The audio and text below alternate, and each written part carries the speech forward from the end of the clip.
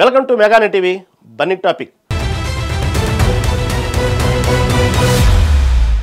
GST అంటే సామాన్యుడికి అర్థం కాని ఒక బ్రహ్మ పదార్థం.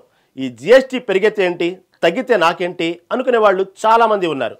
అయితే ఆ జిఎస్టీ పెరుగుదల తగ్గుదలలోనే సామాన్యుల జీవనం ఆధారపడి ఉంది.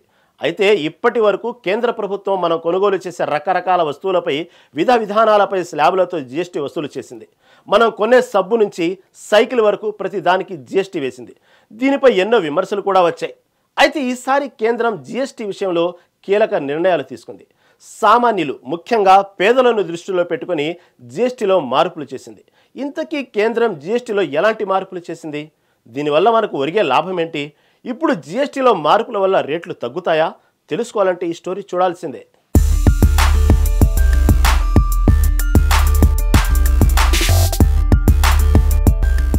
భారతదేశంలో వస్తు సేవలపై కేంద్రం విధిస్తున్న జీఎస్టీ వల్ల మనం కొనే ప్రతి వస్తువుపై కేంద్రానికి పన్ను రూపంలో కొంత ఆదాయం వెళ్తోంది. అయితే ఇది ఇప్పటి వరకు లాభాపేక్షతోనే నడిచిందని, సామాన్యులపై భారంగా మారిందని అనేక విమర్శలు చేశాయి విపక్షాలు.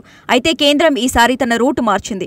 సామాన్యులు, పేద ప్రజలకు లాభం చేకూరేలా జీఎస్టీ స్లాబుల్లో మార్పులు చేస్తుంది. దీనివల్ల మధ్యతరగతి, పేదల జీవితాల్లో మార్పులు వస్తాయని కేంద్రం చెబుతోంది. 56వ జీఎస్టీ కౌన్సిల్ సమావేశం న్యూఢిల్లీలో జరిగింది.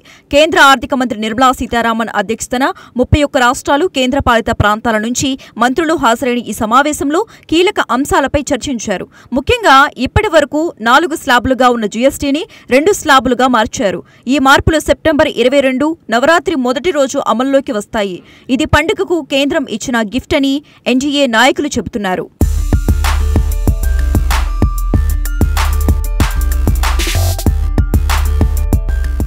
జీఎస్టీ కౌన్సిల్ తీసుకున్న నిర్ణయాల వల్ల నిత్యావసర వస్తువుల ధరలు తగ్గుతాయని భావిస్తున్నారు.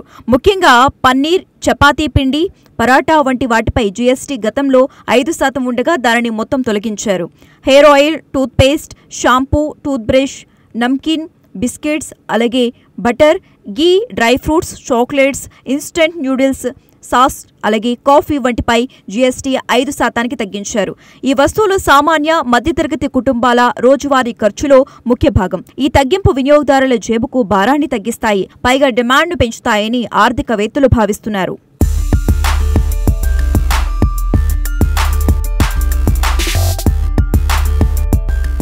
వైట్ గుడ్స్, ఆటోమొబైల్ రంగాల్లో కూడా జీఎస్టీ తగ్గింపు గణనీయమైన మార్పులు తెస్తోంది. ఎయిర్ కండిషనర్లు, టీవీలు, డిష్ వాషర్లు, చిన్న కార్లు, 350cc కంటే తక్కువ హార్స్ పవర్ ఉన్న మోటార్ సైకిల్పై జీఎస్టీ 18% తగ్గింది.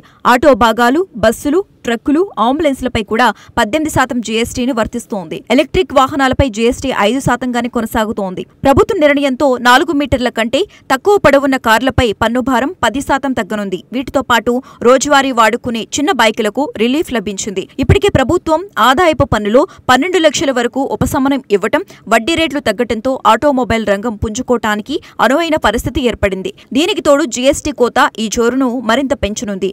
Tata Altroz, Maruti Suzuki, Hyundai, i10, i20, Renault Kwid వంటి వాహనాల ధరలు తగ్గనున్నాయి. గతంలో ఈ వాహనాలపై 28% పన్ను, ఇంధనం, ఇంజిన్ సామర్థ్యాన్ని బట్టి 1 నుంచి 3% సెస్ విధించేవారు. చిన్న కారు ధరలు 5 నుంచి 10 లక్షల రూపాయల మధ్య అనుకుంటే ప్రభుత్వ నిర్ణయంతో వినియోగదారులకు 60,000 నుంచి 1,00,000 వరకు మిగలనుంది. కాకపోతే కంపెనీలు ఎటువంటి కారణాలు చెప్పకుండా జీఎస్టీ లబ్ధిని వినియోగదారులకు బదలాయించాల్సి ఉంటుంది.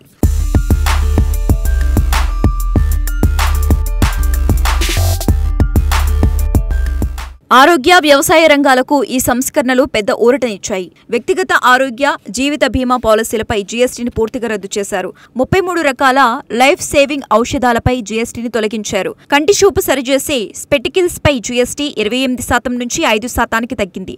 వ్యవసాయ రంగంలో 12 రకాల బయోపెస్టిసైడ్స్, బయోమెంతల్ వ్యవసాయ యంత్రాలపై జీఎస్టీ 12% నుంచి 5% తగ్గింది. ఆరోగ్య జీవిత బీమా పాలసీలపై ఇప్పటి వరకు ఉన్న 18% జీఎస్టీని మినహాయించడాన్ని చారిత్రాత్మక నిర్ణయంగా భావిస్తున్నారు. ఇది లక్షలాది కుటుంబాలకు నేరుగా లబ్ధి చేకూరుస్తుందని ఇన్సూరెన్స్ కంపెనీలు పేర్కొంటున్నాయి. ఆరోగ్య జీవిత బీమాపై జీఎస్టీ పూర్తిగా తొలగించినప్పటికీ ఆ మేరకు వినియోగదారుడికి పూర్తి ప్రయోజనం ఉండకపోవచ్చనే వాదన వినిపిస్తోంది. కంపెనీలకు ఇన్పుట్ ట్యాక్స్ క్రెడిట్ ఆదాయం రాకపోవటమే ఇందుకు కారణం విశ్లేషకులు చెబుతున్నారు. కార్యాలయ అద్దె, టెక్నాలజీ, కస్టమర్ సర్వీస్ వంటి సేవలు అందించినందుకు అయ్యే ఖర్చులను ఇన్పుట్ ట్యాక్స్ రూపంలో క్లెయిమ్ చేసుకుంటున్నాయి. ఇప్పుడు ప్రీమియంపై జీఎస్టీని తొలగించడంతో వీటిపై సందిగ్ధత నెలకొంది. బీమా సంస్థలు కూడా ఇదే అంశాన్ని ప్రధానంగా ప్రస్తావిస్తున్నాయి. బేస్ ప్రీమియంను మరికొంత మేర పెంచే అవకాశాలున్నప్పటికీ మొత్తంగా పాలసీదారుడికి ప్రయోజనం చేకూరుతుందని నిపుణులు అంచనా వేస్తున్నారు.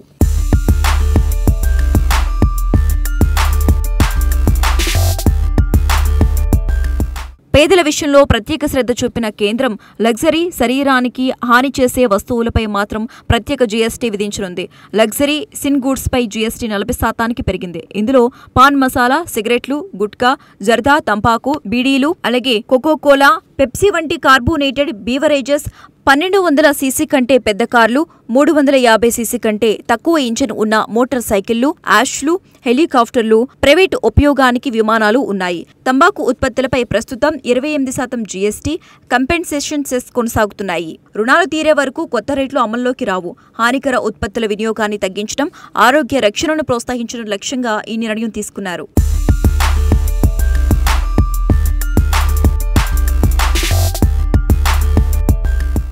సింగిల్ స్క్రీన్ థియేటర్కు కేంద్రం ఊరట కలిగించింది. 100 రూపాయలలోపు ఉన్న సినిమా టికెట్లపై జీఎస్టీని కేంద్రం తగ్గించింది.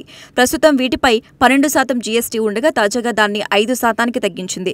సింగిల్ స్క్రీన్ థియేటర్లు చిన్న పట్టణాల్లోని సినిమా హాళ్లకు నేరుగా ప్రయోజనం చేకూర్చే దిశగా ఈ నిర్ణయం తీసుకున్నట్లు తెలుస్తోంది.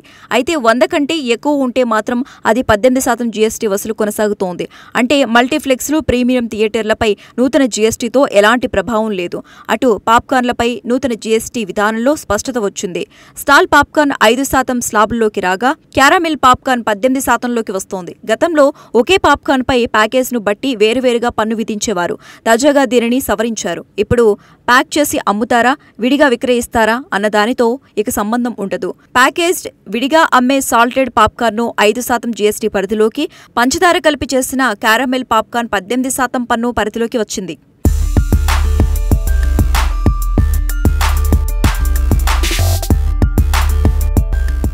ఈ జీఎస్టీ సంస్కరణలు ఎంఎస్ఎంఈలకు, రిటైల్ రంగానికి పెద్ద ఊరటగా భావిస్తున్నారు.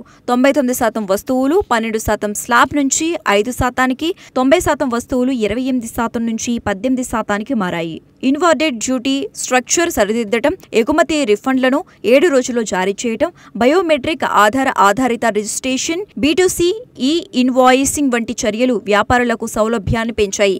ఈ సంస్కరణలు ఎంఎస్ఎంఈలకు ఖర్చులను తగ్గించి అనధికార రంగాన్ని అధికారిక రంగంలోకి తీసుకొస్తాయి.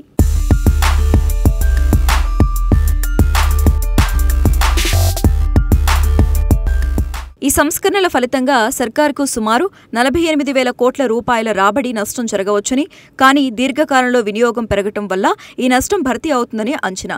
ఈ సంస్కరణలు 2025 నుంచి 2026 ఆర్థిక సంవత్సరంలో జీడీపీని 0.3% పెంచుతాయని భావిస్తున్నారు. అయితే విపక్ష పాలిత రాష్ట్రాలు ఈ నిర్ణయంపై ఆందోళన వ్యక్తం చేశాయి. ఈ సంస్కరణలు దేశ ఆర్థిక వ్యవస్థను బలోపేతం చేస్తాయా లేక కొత్త సవాలును తెస్తాయా అనే సందేహాన్ని తెలిపాయి.